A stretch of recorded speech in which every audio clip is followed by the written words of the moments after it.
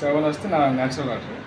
మనకి ఆల్కైన్ వాటర్ కావాలంటే 8 pH నుంచి 10 pH దాకా ఉండాలి ఆల్కైన్ వాటర్. ఫ్రెష్ చేస్తాం. మనం వేసిన ఇప్పుడు మినరల్ వాటర్ మనం యూస్ చేసేది.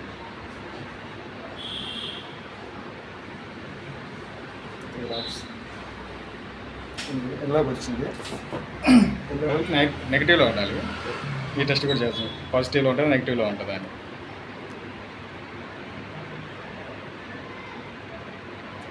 టచ్ చేస్తాను.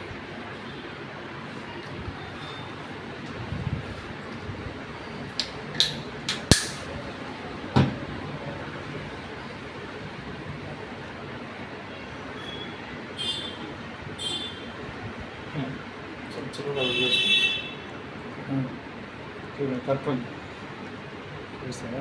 ఆల్కైన్ వాటర్ మ్యాక్సిమం 9 నుంచి 10 లోపల ఉంటుంది ఆ కలర్. నెగిటివ్